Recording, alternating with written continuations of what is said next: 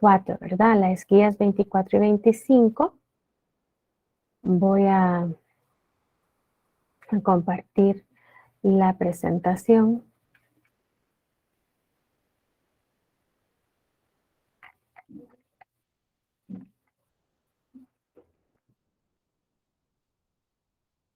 ¿Verdad? Entonces, con relación al tejido muscular, tenemos los siguientes objetivos. Uno es describir las características generales de los tejidos musculares, porque si ustedes ya vieron los videos, ¿verdad? Son 3 tipos de tejido muscular. Entonces hay que describir cada tipo de tejido muscular de acuerdo a su estructura, en dónde se localiza y sus funciones, ¿verdad? Luego, vamos a describir la histología del tejido muscular esquelético y del tejido muscular liso, y vamos a mencionar las 2 proteínas más importantes del tejido muscular, cuáles son, ¿verdad? Más o menos su estructura molecular, ¿verdad?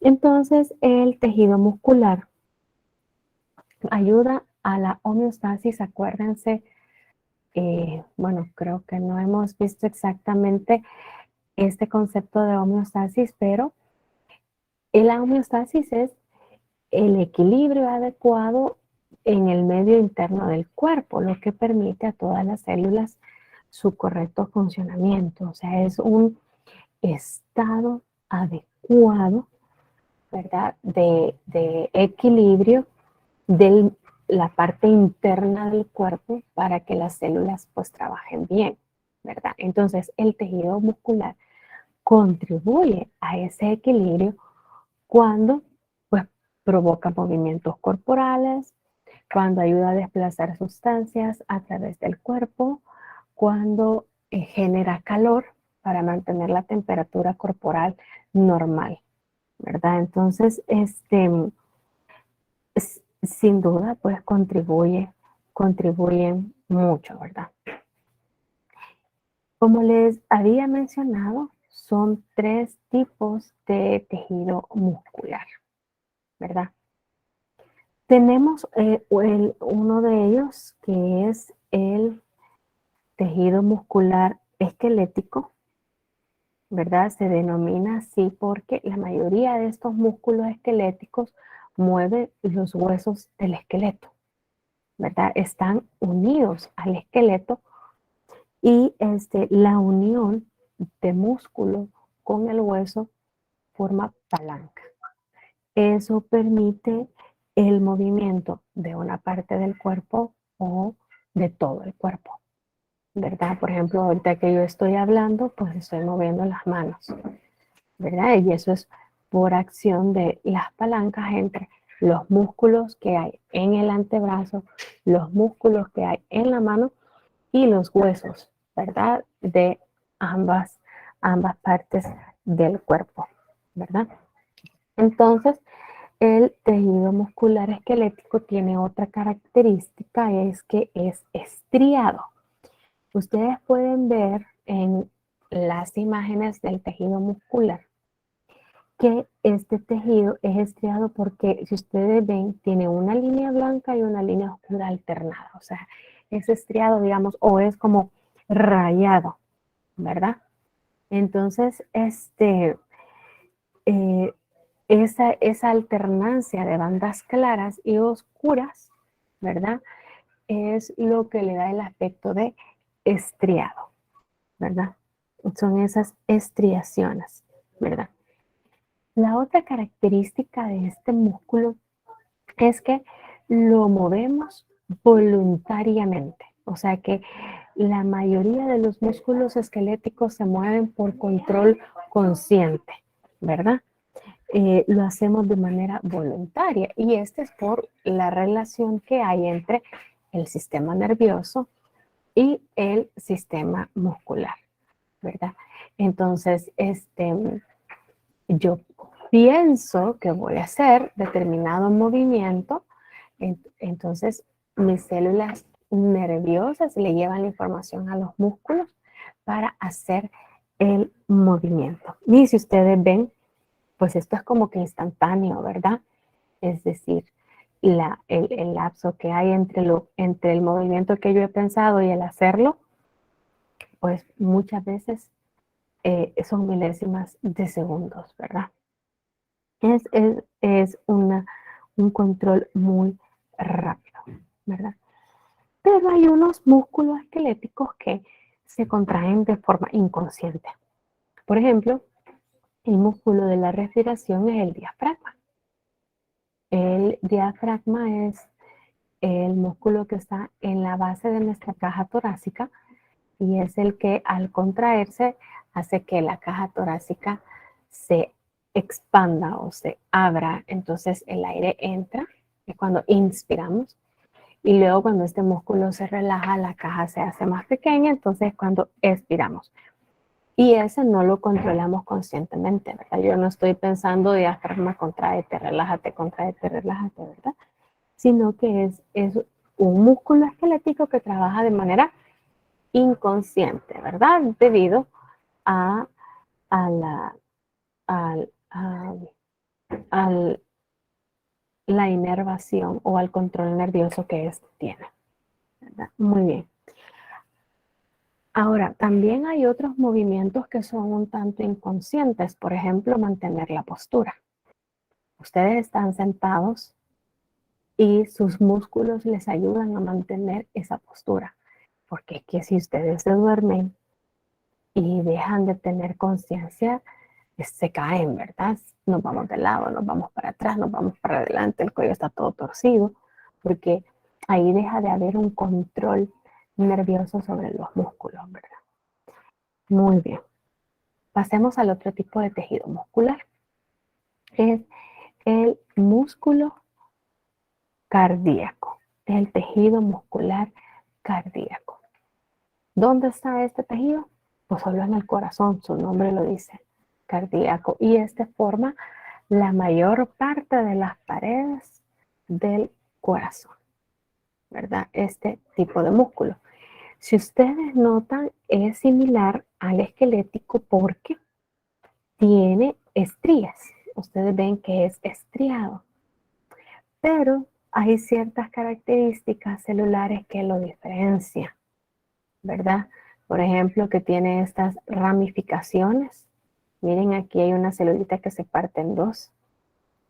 Que las células tienen un solo núcleo central, a diferencia del esquelético, que cada célula tiene muchos núcleos, hasta cientos de núcleos, ¿verdad? Y el músculo esquelético el músculo cardíaco es involuntario, ¿verdad? No lo controlamos conscientemente. Aparte de eso, de que es involuntario, tiene automatismo, es decir, que él tiene un ritmo de contracción propia, ¿verdad? Es un ritmo incorporado que el mismo corazón controla. Ahora, el sistema nervioso puede alterar el ritmo cardíaco normal, ¿verdad? Porque cuando de repente empezamos a correr porque ya viene la lluvia o porque de repente vemos un animalito que no habíamos visto, entonces el sistema nervioso hace que el corazón lata más rápido, ¿verdad? Como ustedes ya lo han sentido luego de correr. Muy bien. Y el otro tejido muscular es tejido muscular liso y se le denomina liso porque este no presenta estrías, ¿verdad? Las células musculares no tienen esas bandas oscuras y blancas alternadas, ¿verdad? El sistema muscular liso está en las paredes de las estructuras huecas internas, como vasos sanguíneos, las vías aéreas, órganos de la cavidad pélvica.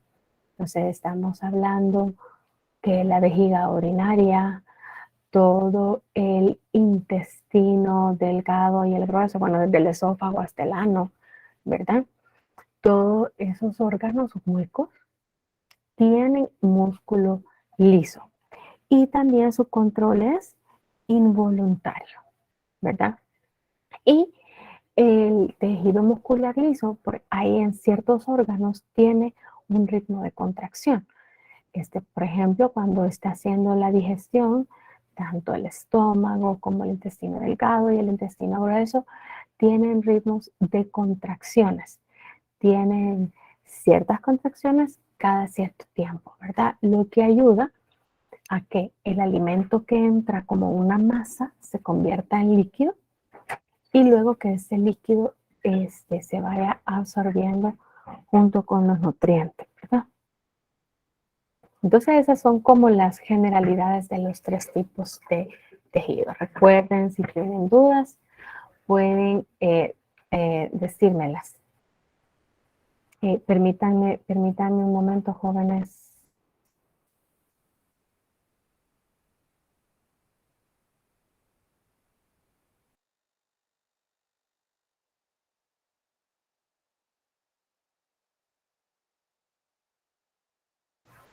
Perdón, perdón. Muy bien. Continuamos. Si tienen dudas, si voy muy rápido, desean que algo repita, pues yo con gusto lo hago. ¿Cuáles son las funciones del tejido muscular? Bueno, uno de ellos, que ya lo habíamos mencionado, ¿verdad? Es la de producir movimientos corporales, ya sea que se mueva el cuerpo completo, como al correr o al caminar, como movimientos finos, ¿verdad? Como al teclear, al escribir, al tocar un instrumento, ¿verdad? Esos movimientos dependen de las contracciones musculares y, como ya dijimos, una acción conjunta con los huesos y las articulaciones, ¿verdad? Entonces, y esto es vital, porque necesitamos movilizarnos, ¿verdad? Y cuando nos vemos incapacitados para movilizarnos, sí que se siente tan difícil, ¿verdad? Si ya le ha pasado, en algún momento se han enyesado, sentir esa imposibilidad de moverse libremente es difícil. Muy bien. La otra función es estabilizar la posición del cuerpo. Y es que aunque no lo percibamos, pero cuando nosotros estamos despiertos, los músculos se contraen para mantener el cuello recto, en la cabeza fija en alto, y mantenernos sentados, acurrucados, agachados. Los músculos se contraen para estabilizar una posición y mantenerse en ella, ¿verdad? Entonces, aunque nosotros no estemos generando movimiento, pero los músculos siempre están generando una tensión que nos permite permanecer en esta posición. Si no, como les digo, vean a ustedes a alguien que está sentado pero que está dormido. Vean cómo tiene el cuello, que está todo torcido, todo doblado, ¿verdad? Poco a poco la persona va perdiendo la posición, ¿verdad? Hasta el punto de poder caerse, que es cuando uno se despierta, ¿verdad? Probablemente ya les ha pasado a ustedes en la clase, están sentados frente a la computadora y de repente se despiertan porque ya van a caer frente a la computadora. Entonces, la estabilización de la posición del cuerpo es cuando se está en vigilia, ¿verdad? Los músculos están siempre contrayendo cuando estamos despiertos. La otra función es almacenar y movilizar sustancias dentro del cuerpo. Cuando estamos hablando de almacenar es porque hay esfínteres o pequeños orificios, los cuales los músculos los cierran totalmente.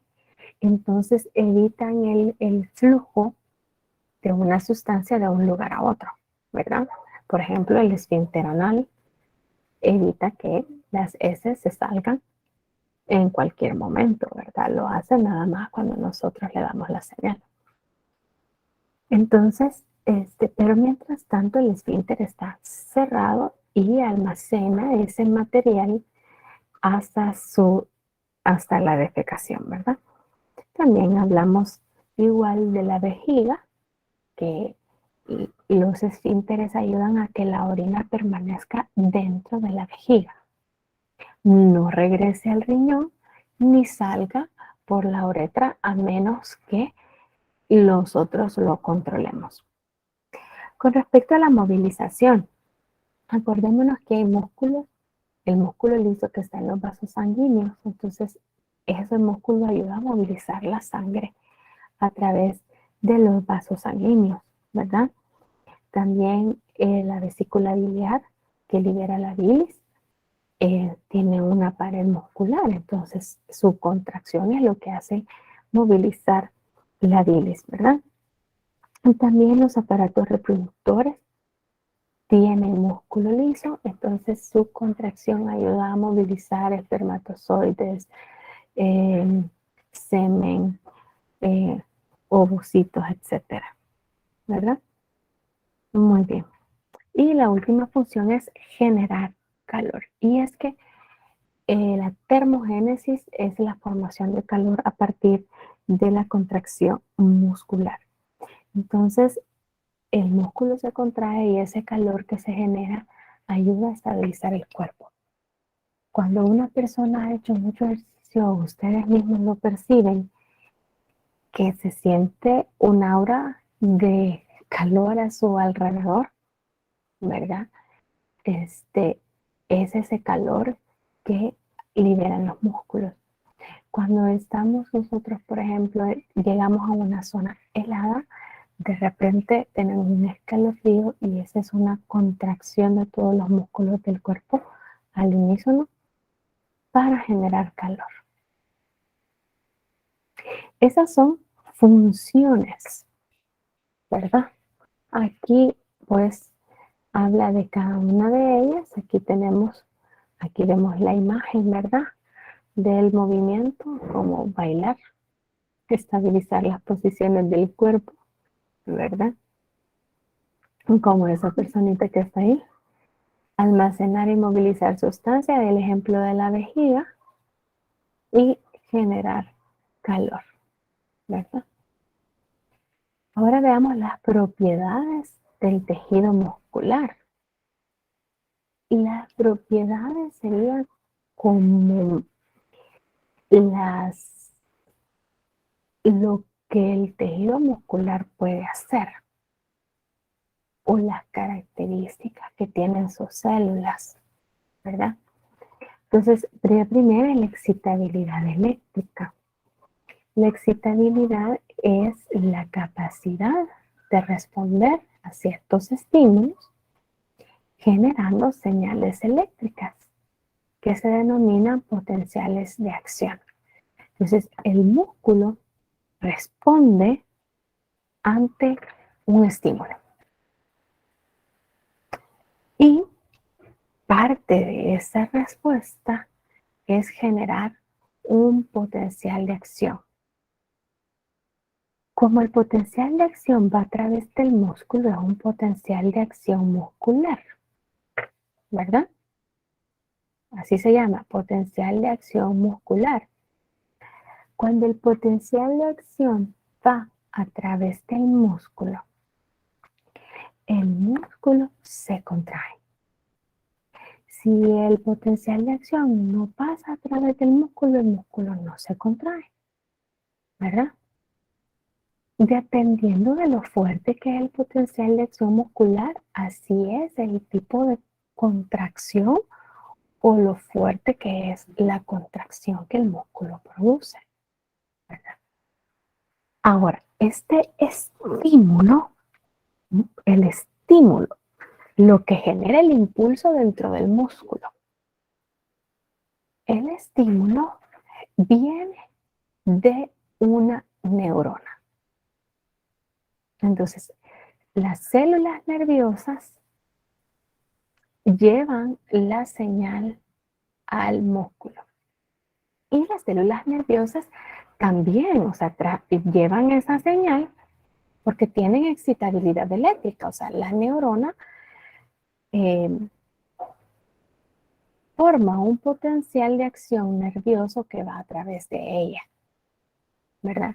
Entonces, la, la, la, digamos, por así decirlo, la señal o lo que genera, ¿verdad? La contracción muscular es un potencial de acción. Entonces, el músculo recibe la señal de la célula nerviosa y genera un potencial de acción muscular, ¿verdad? Entonces, este potencial de acción es una señal eléctrica, es un flujo de corriente. Por eso es eléctrico. O sea, la célula se excita, es decir, que se activa porque a través de ella va pasando una corriente eléctrica. Acordémonos que la energía, ¿verdad? En el caso de la energía eléctrica, es que fluyen a través de un cobre, ¿verdad? Fluyen iones, ¿verdad? Entonces, es el caso similar en las células que va pasando la corriente y es un flujo de iones a lo largo de toda la célula muscular y ese es un potencial de acción muscular.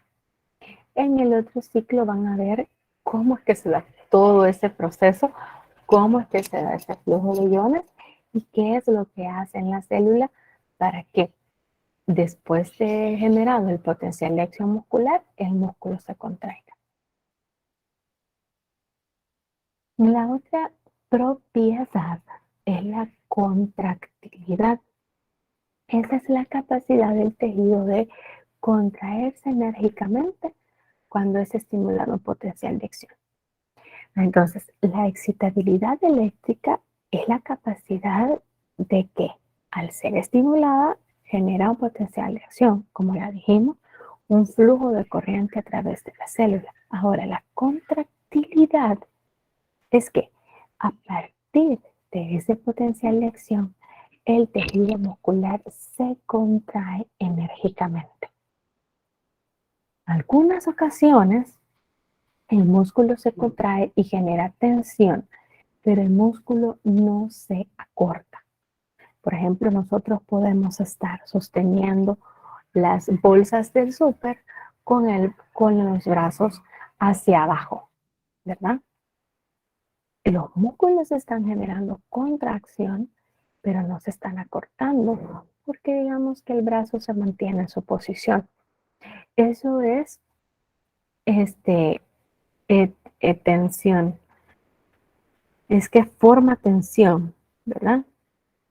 Ahora, el otro caso es que se da la contracción muscular y la tensión es lo suficientemente potente como para vencer la carga o el objeto y moverlo. Entonces hay otra contracción en la cual se genera un movimiento, ¿verdad? Entonces aquí tenemos, aquí en este caso, en este ejemplo donde está el brazo estirado, la mano está contraída y los músculos están generando tensión, pero el brazo se mantiene largo.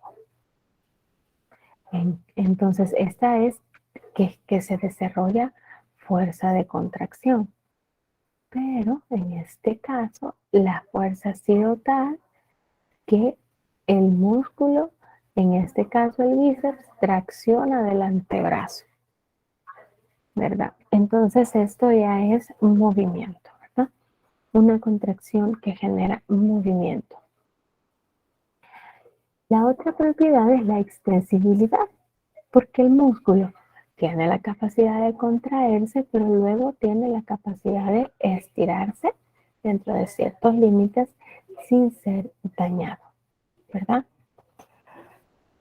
Debe de haber un límite para la extensión, porque eso le va a permitir la capacidad de que, a pesar de que las fibras se estiren, puedan volver a contraerse, ¿verdad? Entonces, de hecho, para los ejercicios, para cuando estamos ejercitando, no es necesario el estiramiento, ¿verdad? Que las células se estiren, o mientras estamos haciendo el ejercicio es necesario que la célula se estire para luego volver a contraerse, ¿verdad? Entonces, la propiedad del músculo es esa, que puede estirarse sin ser dañado, ¿verdad? Dentro de ciertos límites. Y de hecho ese estiramiento pues ayuda a que la contracción sea la más adecuada. Y lo otro es la elasticidad. Es la capacidad del músculo de recuperar su longitud y forma original después de contraerse o de extenderse. Entonces, la elasticidad es que, tal como un hule, después de estirado, vuelve a su forma normal y a su tamaño normal, igual el músculo. Después de estirarse o contraerse, el músculo tiene la capacidad de volver a su forma y longitud original. Entonces, esas son las propiedades del tejido muscular, ¿verdad? En general. Ahora veamos un poco más detallado el tejido muscular esquelético. Cada músculo es un órgano independiente. El cuerpo tiene cientos de músculos. Hay anatomistas que estiman unos 600 músculos, y cada músculo, como dijimos, es un órgano independiente que está compuesto de cientos o miles de células. Las células musculares también se llaman fibras musculares por su forma larga, como una fibra, ¿verdad? Pero la fibra está compuesta no solo de tejido muscular, sino que también tiene tejido conectivo. Es decir, la fibra, por ejemplo, está rodeada de tejido conectivo, pero también todo el músculo está rodeado de tejido conectivo y ayuda a organizar el músculo, ¿verdad? O sea que el músculo, el órgano músculo, es una relación entre las fibras musculares y el tejido conectivo. Aparte que el tejido conectivo es el que le va a proveer de todos los vasos sanguíneos y los nervios. Veamos entonces un poco esta relación entre el tejido conectivo y el tejido muscular, ¿verdad? Y es que la capa subcutánea o hipodermis es la que está abajo de la piel, ¿verdad? Separa al músculo de la piel. O sea, esta capa que ustedes ven acá es la que separa la piel del músculo. Miren, el músculo es esta última capa. Siempre pues está dibujado por las fibras, ¿no? Entonces, el tejido adiposo de la capa subcutánea almacena la mayoría de los triglicéridos del cuerpo. Por eso ustedes ven acá que este tejido aquí de la hipodermis es amarillito, porque en ella está el tejido adiposo. Acuérdense que el tejido adiposo está abajo de la piel, que vimos que por eso se nos acumula grasa por todos lados, ¿verdad? Entonces, esta grasita, perdón, este tejido adiposo es el que almacena la mayoría de los triglicéridos del cuerpo, aísla el cuerpo para reducir la pérdida de calor y protege a los músculos de traumatismos, ¿verdad? Ahora, hay una fascia que es como una venda o una lámina densa y ancha de tejido conectivo que reviste toda la pared del cuerpo y los miembros, y entonces sostiene y rodea a los músculos y a otros órganos, ¿verdad? Y a partir de esa fascia, se van a formar tres capas de tejido conectivo que rodean al músculo esquelético, ¿verdad? Entonces, la fascia muscular es la que estaría abajo de la hipodermis, entre la hipodermis y el tejido muscular esquelético, ¿verdad? Es tejido conectivo irregular, o sea que tiene fibras colágenas, es resistente a, a las fuerzas a partir de cualquier lado, ¿verdad? Permite el libre movimiento de los músculos, transporta nervios, vasos sanguíneos y linfáticos y llena los espacios entre los músculos. Entonces la fascia muscular rodea a cada uno de los músculos y de esta se forman tres capas, ¿verdad?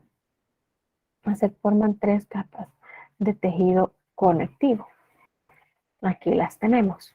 Una, la más externa, que rodea a todo el músculo, es el epinicio. Aquí lo tenemos, miren, epi es sobre. Entonces el epinicio va a rodear a todo el músculo a su alrededor. Peri, entra entre las fibras y agrupa las fibras musculares. Puede hacer grupos de 10 o a 100 fibras musculares y las separa. Entonces, el perinicio rodea a los fascículos. Los fascículos son estos grupos de 10 a 100 fibras musculares. Aquí tenemos uno que lo han acercado, pero cada uno de estos sería un fascículo. Entonces, los fascículos están rodeados por perinicio. Ahora, dijimos que los fascículos están formados de 10 a 100 fibras y cada fibra, ya cada celulita muscular, está rodeada por otra capa de tejido conectivo que es el endomisio. Endo es de dentro, de interior, o sea que es la capa más interna y es la que rodea cada célula muscular. Entonces, epi es el más externo sobre todo el músculo. Perinicio rodea los fascículos musculares y endomisio rodea a cada célula o fibra muscular. ¿De dónde se originan estas tres capas de tejido conectivo?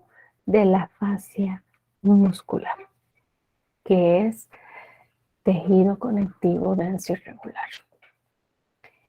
Ahora, estas tres capas se extienden más allá de las fibras y aquí lo podemos ver, miren, que forma el tendón. El tendón, ¿verdad? Es similar a una cuerda que va a unir al músculo con el hueso.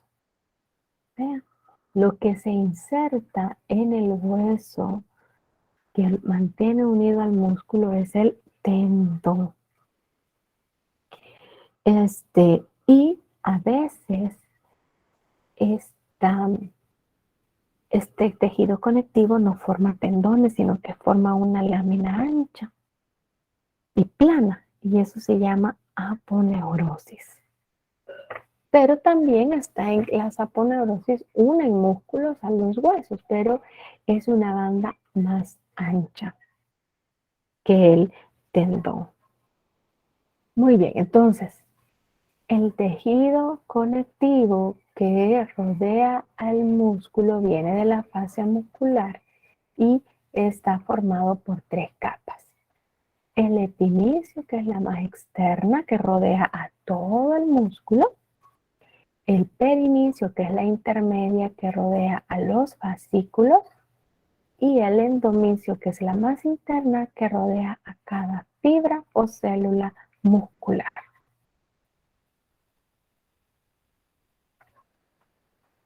Muy bien, esto es la organización del tejido muscular esquelético, ¿verdad? Entonces aquí los tenemos en otro esquema. Vean el epinicio, es la más externa, vean, es esta capa blanquecina que rodea al músculo. Aquí en el interior tenemos los fascículos que están rodeados por el perinicio. Y aquí tenemos un fascículo, ¿verdad? Aquí tenemos el perinicio que lo rodea. Y el fascículo que tenemos acá, este es un corte de un fascículo, está rodeado de fibras musculares.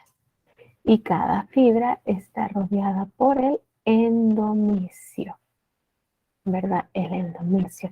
Y ustedes me pueden decir, pero ¿cuál es la diferencia del interior de las fibras con los fascículos? Lo que pasa es que cada fibra muscular está formada por las miofibrillas, que son estos orgánulos o organitos alargados dentro de la fibra muscular esquelética, y es la miofibrilla, pero realmente por eso es importante que ustedes vean el nombre de lo que se está señalando, porque este es un fascículo. Y lo que vemos acá es una fibra muscular esquelética, pero este es todo el músculo y lo que vemos aquí son fascículos. O sea, pero es importante que ustedes vean bien los nombres de las imágenes, ¿verdad? Y vean esas señales o esos puntos de referencia. Y vemos que las tres capas se extienden y forman el tendón, que es lo que une el músculo con el hueso. Muy bien. Ahora veamos microscópicamente cada uno de las celulitas, ¿verdad? Cada una de la descripción microscópica de las fibras musculares, la verdad que sería la histología. Acuérdense que histología es estudio de tejido, ¿verdad? Microscópica. Entonces, cada fibra muscular esquelética en su desarrollo embrionario se forma por la unión o la fusión de 100 o más células mesodérmicas pequeñas, que se llaman mioblastos, por lo que cada fibra del músculo esquelético tiene 100 o más núcleos. Entonces aquí en el esquemita podemos ver, miren que los mioblastos se van uniendo y pues van agregándose más y más hasta llegar a formar una fibra muscular esquelética. Estas que ustedes ven acá, estas grandes, es las fibras musculares esqueléticas, ¿verdad? Entonces aquí vemos que por la formación de estos cientos de celulitas, la unión de estos cientos de celulitas, se forma la fibra. Por eso, una característica, cuando nosotros lo vemos en el microscopio, una característica de la fibra muscular esquelética es que tiene cientos de núcleos. Todos estos moraditos que ustedes ven son núcleos. Entonces es porque esta fibra se formó por la unión de cientos de células. Y por eso es que el tejido muscular tiene poca capacidad de regeneración, ¿verdad? Porque no están los miocitos en división. No hay miocitos en división. Son bien escasos una vez formado. ¿Esto a dónde se da? En el embrión, ¿verdad? En el desarrollo embrionario. Ahora veamos los componentes de la célula. Porque ustedes se recuerdan, ¿verdad? Hemos visto que las células, vaya, vimos que tiene un montón de núcleos. Y ese es uno de los componentes principales de las células. Pero también hay retículo endoplásmico, liso rugoso, hay aparato de Golgi, hay mitocondrias, hay peroxisomas, etc. Pero ahora hay que ver que cada celulita tiene muchas veces esos organelos un tanto modificados, ¿verdad? Entonces hay que describir la estructura microscópica de cada célula. Entonces, en el caso de la fibra muscular esquelética, los núcleos, primero, la primera característica, los núcleos se ubican justo debajo del sarcolema. El sarcolema, voy a ir describiendo y voy a ir utilizando la imagen, ¿verdad?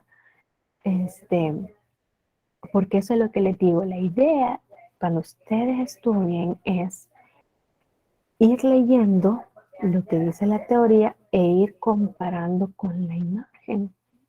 Porque aquí no es de imaginarnos, aquí es de ver e identificar cada estructura, ¿verdad? Entonces, sarcolema se le llama a la fibra, a la membrana de la fibra muscular. Así se llama, sarcolema. O sea que en vez de decirle membrana plasmática, se le dice sarcolema. Y al citoplasma se le llama sarcoplasma.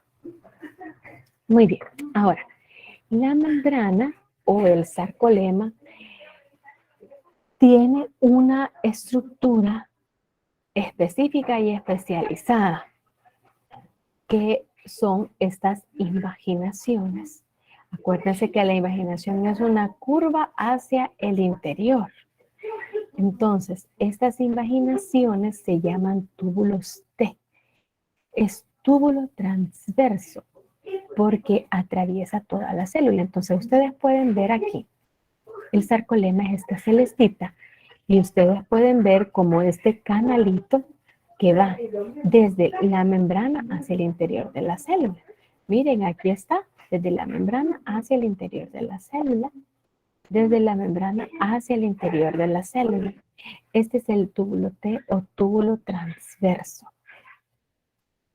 Y ven, aquí están los núcleos abajo del sarcolema, justo debajo del sarcolema están los núcleos, que son estos moraditos. Aquí lo vemos desde otro lado. Los núcleos abajo del sarcolema. Y vemos los túbulos T. Miren, aquí hay un túbulo T. Esta invaginación, que es un canalito que penetra y atraviesa toda la célula. Por eso es túbulo transverso, porque atraviesa toda la célula.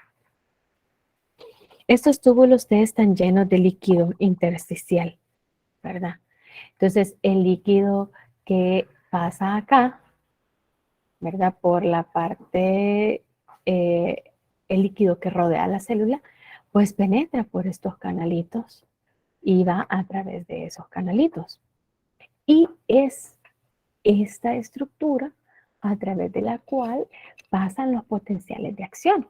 O sea, el potencial de acción es una corriente eléctrica que va por toda la membrana plasmática, pero ¿qué es lo que lo hace tan eficaz? Que esa corriente llegue a toda la célula. Son los túbulos T. O sea que la energía o la corriente eléctrica no solo va por la superficie de la célula, sino que a través del túbulo T penetra en la célula. Muy bien, y así pues la señal se pasa rápidamente. Ahora, ese es el sarcolema, ¿verdad? Ahora, en el sarcoplasma, que es el citosol o la porción líquida, ¿verdad? De la célula, ahí hay muchas moléculas de glucosa. O sea, de hecho tienen glucógeno, que es, acuérdense, la forma de, son cadenas de carbohidratos o son, el glucógeno es un polisacárido, ¿se acuerdan? Una cadena de monosacáridos. Entonces, la fibra muscular almacena glucosa en forma de glucógeno. Así, cuando empieza a contraerse, pues si necesita de dónde obtener energía, la glucosa pues rápidamente entra en la mitocondria, ¿verdad? Para formar moléculas de ATP. Pero también hay mioglobina. Esta es una proteína, ¿verdad? Que almacena o retiene oxígeno. Entonces ese oxígeno es liberado cuando se necesita, ¿verdad? Entonces, digamos que esa es como las características distintivas de estas células. No todas las células tienen mioglobina, solo el músculo, y no todas tienen glucógeno, ¿verdad? Solo las del hígado y las musculares. Ahora, si ustedes notan, dentro de la fibra muscular o la fibra muscular está formada por estas estructuras cilíndricas y largas, que ya habíamos hablado de ellas, porque pues las observamos en la célula con el corte, observamos ahí estos extremos de estas estructuras, y esta estructura cilíndrica larga dentro de la célula se llama miofibría. Miren, aquí está señalado en la imagen en la que tenemos en Tórtora. Esta es la miofibría. ¿Eso qué quiere decir? La célula muscular normal se llama fibra muscular. Entonces, miofibría, ¿qué ideal está? Que es una fibra chiquitita, una fibra muscular chiquitita. Entonces, las fibras musculares están formadas en su interior de miofibrillas, y estas miofibrillas son los orgánulos contráctiles de la célula. O sea, ellos son los que se contraen, y al contraerse ellos, pues van a contraer toda la célula, ¿verdad? Y las miofibrillas tienen estas bandas, miren, las bandas alternadas entre claro y oscuro. Entonces las miofibrillas le dan esta apariencia de estriado. Ahora, si ustedes notan, alrededor de cada miofibrilla está esta estructura, ¿verdad? Que es un sistema de sacos membranosos llenos de líquido. Es como que fuera un pequeño enrejadito, ¿verdad? Alrededor de cada miofibrilla, pero si ustedes ven aquí, son como huequitos en su interior porque son canales, de una red de canales. Y si ustedes ven, miren, los canales están rodeando a toda la miofibrilla. Aquí también se ven todos los canales y aquí también. Este organelo se llama retículo sarcoplasmático. Entonces, es similar al retículo endoplásmico, pero se llama retículo sarcoplasmático. Ustedes pueden relacionar este prefijo de sarco, pues tiene que ver con carne, ¿verdad? Y es porque, pues sí, lo que comemos de la carne de res o del pollo, la carne del pollo, lo que comemos es el músculo, ¿verdad? Entonces, por eso ustedes ven la fibra se describe, ¿verdad? Sus organelos con ese prefijo de sarco. Por eso tenemos sarcolema, la membrana plasmática, sarcoplasma, el citosol, y el retículo sarcoplasmático, que es esta red de sacos membranosos que rodean a las miofibrillas. Esta red de sacos membranosos almacenan calcio. En el otro ciclo que ustedes vean el proceso de contracción muscular, van a comprender mejor que tiene que ver el calcio, ¿verdad? Con la contracción muscular. Y ustedes ven acá, miren, el celestito dijimos que es el túbulo T o el túbulo transverso, y ven que a cada lado del túbulo T el retículo sarcoplásmico tiene unos engrosamientos, o sea que son como unas bóvedas o un canal ancho, que se llaman cisternas terminales. Entonces ven una cisterna, el túbulo T y la otra cisterna. Juntos, las dos cisternas y el túbulo T forman una triada, porque son tres, ¿verdad? Dos cisternas y un túbulo T, y forman una triada, la cual es importante en el proceso cuando queremos comprender el proceso de la contracción muscular. Muy bien, ¿vamos bien hasta acá? Acuérdense, si desean que repita algo, con gusto lo hago. Ahora, dijimos que las células musculares están formadas de miofibrillas. Ahora, ¿de qué están formadas las miofibrillas? Las miofibrillas están hechas de proteínas o estructuras proteicas más pequeñas que se denominan filamentos o miofilamentos. Es mejor que lo distingamos por miofilamentos, ¿verdad? Y viene porque el prefijo mio es de músculo. Y, por ejemplo, la mioglobina es la proteína que almacena oxígeno en el músculo. La proteína que hace eso mismo, pero en la sangre se llama hemoglobina, ¿verdad? Entonces el mío está relacionado al músculo. Entonces son miofilamentos. Entonces, las miofibrillas están formadas por miofilamentos. ¿Y qué son esos miofilamentos? Son estructuras proteicas. Ahora, hay dos tipos de proteínas o de estas estructuras proteicas más abundantes. Hay dos filamentos principales, ¿verdad? Uno es el filamento grueso y el otro es el filamento delgado. Aquí lo podemos ver. El rojo, ustedes pueden ver, este es uno de esos miofilamentos. Este rojo está formado por una proteína. Y aquí tenemos este amarillo, es el otro filamento, ¿verdad? Que está formado por otra proteína. El rojo, como ustedes pueden ver, es un miofilamento más grande, se llama filamento grueso, el rojo. Y el amarillo, como es más pequeño, es el filamento fino.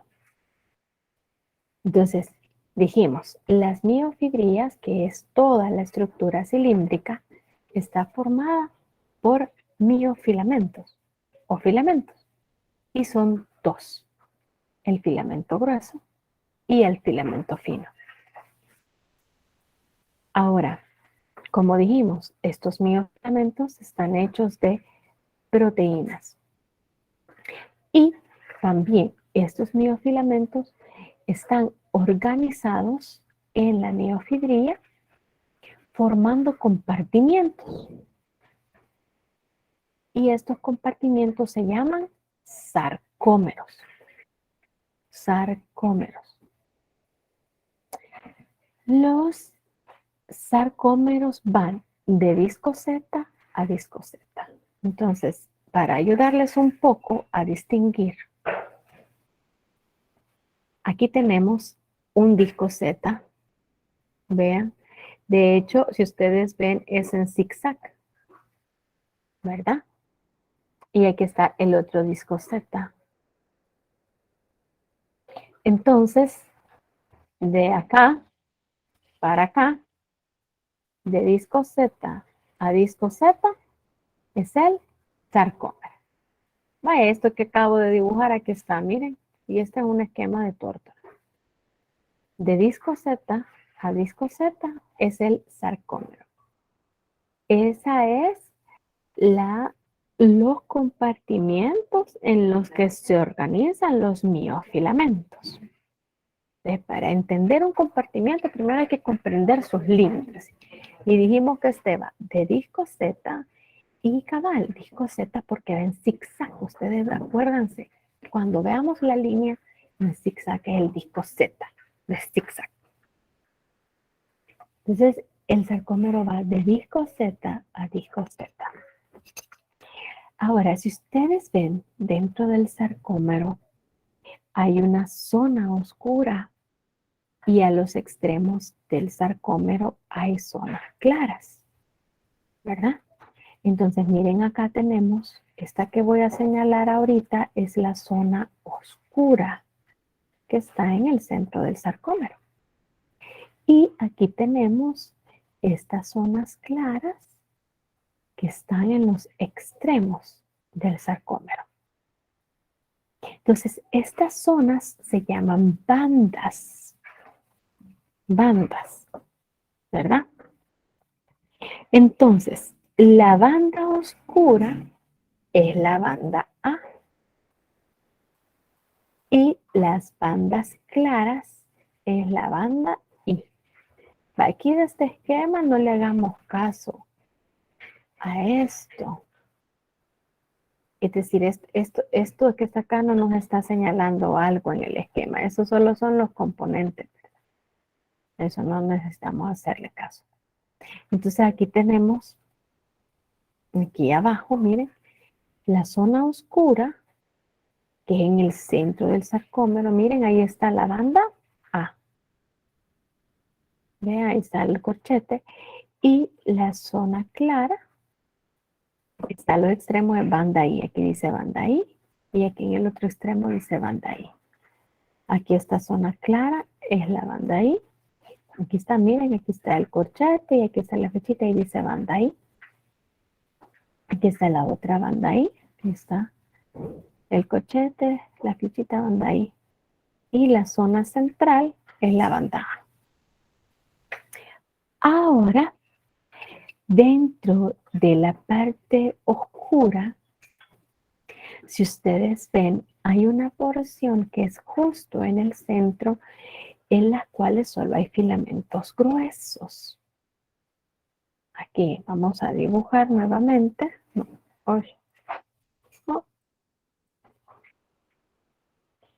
Aquí, en esta parte de acá, donde solo hay filamentos gruesos, esa zona, perdonen, esta zona se llama zona H, donde solo hay filamentos gruesos. Y en el centro está esta línea, que es una proteína que une a los filamentos gruesos, que se llama línea M, que es esta agua que está acá. Es porque hay una proteína que une los filamentos gruesos. Entonces, en la parte justo central del sarcómero, donde solo hay filamentos gruesos, se llama zona H. Ahora, en los extremos de la banda A vemos que es una zona de superposición, es decir, que hay filamentos finos y filamentos gruesos alternados. Es donde se acercan los filamentos finos y los filamentos gruesos. Por eso son zonas de superposición. Eso es importante que estén cercanos. Vaya, pero entonces, del sarcómero, primero, límites, discosetas a los dos extremos. Son los límites del sarcómero, discos Z. Parte central oscura, banda A. Banda A, toda la parte central oscura. Parte clara en los extremos, banda I. ¿Verdad? Parte central, solo con filamentos gruesos, zona H. Y la línea proteica que los une a los filamentos gruesos es la línea M. Esos serían los componentes del sarcómero. Es importante que las aprendan, ¿verdad? Porque también lo vemos en el laboratorio de microanatomía. Muy bien. Ahora, como dijimos, los filamentos están formados de estructuras proteicas y hay otros compuestos que rodean o que unen estos filamentos al sarcómero o al tejido circundante que también están formados de proteínas. Entonces, por eso hay tres grupos de proteínas. Una son las proteínas contráctiles, es decir, las proteínas que producen la contracción. Ellas son las que generan la fuerza de la contracción, que se llaman actina y miosina. Y esas son las proteínas que directamente forman el filamento delgado y el rodado. Luego tenemos las proteínas regulatorias, es porque ellas ayudan a iniciar o detener el proceso de la contracción. Y las proteínas estructurales son las que ayudan a mantener la alineación correcta, la forma correcta o en la posición correcta a los filamentos gruesos y los finos. Son los que le dan elasticidad y extensibilidad a las miofibrillas y conectan a las miofibrillas con el sarcolema y con la matriz extracelular. Ahora, acuérdense que no vamos a ver todas las proteínas, solo dijimos que las principales, que son las contráctiles y son las que forman los filamentos. La miosina es el componente principal de los filamentos gruesos. El filamento grueso está formado de miosina y esa es la proteína motora porque ella es la que va a jalar de la otra proteína para acortar el sarcómero. Y esta miosina está presente en los 3 tipos de tejido. En el tejido cardíaco, la organización de los sarcómeros es igual, pero en el tejido liso la miosina y la actina no se organizan en sarcómeros, por eso es liso. Y la proteína actina forma el filamento fino. La proteína actina es esta que es en circular. Todas estas bolitas amarillas es el filamento de actina. Este otro filamento café que tiene esta estructura celeste adherida, estas son las proteínas reguladoras, la troponina y la tropomiosina. Pero la actina es la amarillita, son 2 hebras de proteína de actina y esta es globular. Son 2 hebras enrolladas. ¿Verdad? Forman un filamento enrollado en una hélice, ¿verdad?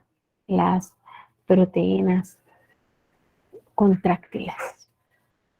Muy bien. Ahora, solo para terminar, hasta ahí llegamos con el tejido muscular esquelético.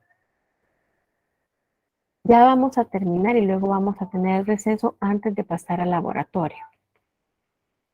El tejido muscular cardíaco tiene endomicio y perinicio, pero carece de epimicio, porque el corazón, si ustedes se recuerdan, está rodeada por otra membrana, que es el pericardio.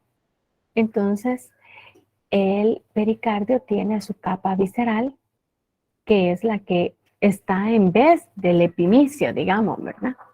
Entonces, por eso es que las fibras musculares, pues solo van a estar, siempre están organizadas en fascículos rodeadas por el perinecio y cada fibra rodeada por el endomicio. Ahora, en respuesta a un único potencial de acción, el tejido muscular cardíaco permanece contraído por un periodo de 10 a 15 veces más prolongado que el tejido muscular esquelético, es decir, que su contracción dura más, ¿verdad? Y acuérdense que dijimos que este tejido eh, tiene automatismo, es decir, que tiene un ritmo de contracción propio, ¿verdad? Ahora, ¿qué otra característica dijimos de las células? Que las células son ramificadas. Miren acá, hay una célula que se ramifica, tiene como una Y, o la han descrito, ¿verdad? Como que si fueran 2 piernitas, ¿verdad? Y cada fibra cardíaca solo tiene un núcleo. Acuérdense que el núcleo es el organelo que se tiñe intensamente. Y en las musculares cardíacas, miren, ahí se ve la ramificación y se ve un solo núcleo. Entonces, se diferencian estructuralmente, por eso, por su ramificación, porque tienen un solo núcleo, ¿verdad? Y luego porque son autorrítmicas, ¿verdad? Ellas van generando su ritmo de contracción. En condiciones normales, en reposo, el músculo cardíaco se contrae 75 veces por minuto. Ahora, las mitocondrias son más grandes y más numerosas que el músculo esquelético porque el corazón nunca va a dejar de necesitar de energía. Es decir, el corazón no entra en reposo, nunca. Si entra en reposo, puede ser fatal. Entonces, por lo tanto, necesita de energía constante, ¿verdad? Y por tanto, su eh, eh, o la obtención de su energía viene de respiración celular aeróbica para generar ATP y por lo que también requiere un aporte constante de oxígeno. Y en el caso del músculo liso, la otra característica que lamentablemente no podemos ver, creo que por aquí se puede ver una zona, ¿verdad? Que se llama disco intercalar. Aquí vemos esta zona engrosada que se llaman discos intercalares, que es la zona donde se une una fibra cardíaca con otra. En el laboratorio de microanatomía vamos a ver estos discos intercalares, ¿verdad?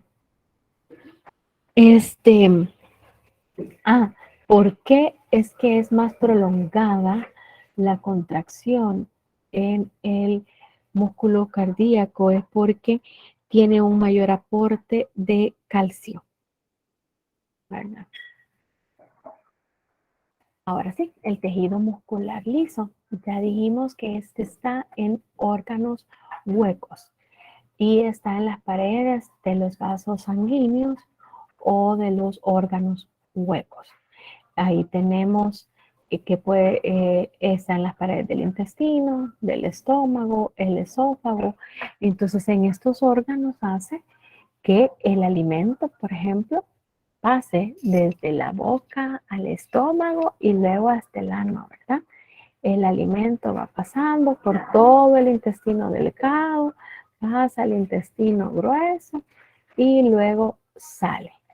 Pero esa movilización se da porque las paredes del intestino se están contrayendo y están movilizando ese alimento en su interior. Y las fibras musculares lisas son fibras abusadas, no son cilíndricas, o sea que son más gruesecitas en el centro, más finitas en los extremos. Y las células musculares lisas son leiomiocitos, como dijimos, son fusiformes, lo que dijimos, ¿verdad? Son gruesos en el centro y son abusados en los extremos, tienen un solo núcleo y pues estos van a variar, ¿verdad? Una forma más gruesa cuando están relajados, una forma más gruesa cuando están contraídos, una forma más alargada cuando están relajados. Aunque dice que su tamaño varía según la región en donde se localicen. Tienen un solo núcleo en la parte central o más ancha de la fibra, ¿verdad? Y como es liso, es porque no tiene estriaciones. El núcleo es alargado en el sentido longitudinal de la fibra y cambian de forma cuando la fibra se contrae, ¿verdad? Tiene una forma como de sacacorcho. Y las células están conectadas entre sí por uniones del intersticio, ¿verdad? Por lo que ellas pueden formar unidades grandes, ¿verdad? Y debido a estas uniones, pues se puede contraer una capa completa de músculo liso, ¿verdad? Una larga extensión.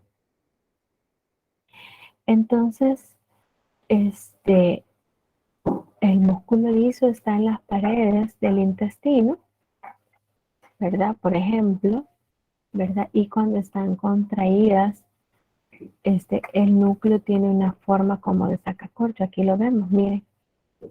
Aquí en este esquema vemos primero una fibra relajada, ven ustedes, aquí tenemos la presencia de la miosina, que es la alargada, y la actina, y vemos de que cuando la célula se contrae, el núcleo como que se acolocha, ¿verdad? Por eso tiene forma de sacacorcho, lo describen. Cuando la célula se contrae y se ensancha. Y estas fibras pueden llegar a unirse de tal forma que su contracción involucre una gran cantidad de células al mismo tiempo como una unidad única, como vemos acá, se contraen todas al mismo tiempo o puede haber unidades múltiples. Es decir, que solo se contraen una o dos fibras, ¿verdad? En relación a estas unidades múltiples, este, el mm, quería, no me recuerdo en dónde es que se encuentran exactamente estas unidades múltiples. Pero bueno, eso sería todo en relación a estos tejidos, ¿verdad? Tórtora también tiene un esquema bonito en relación a cómo se organizan las fibras de actina y miosina. Ok, en el caso, perdón, ya que está, en el tejido muscular liso de unidades múltiples, son fibras individuales. Cada fibra tiene su terminación nerviosa. Miren, estas estructuras amarillitas que llegan a cada fibra son las terminaciones nerviosas. O sea, cada una tiene su estimulación neuronal, ¿verdad? Y provoca la contracción de esa única fibra.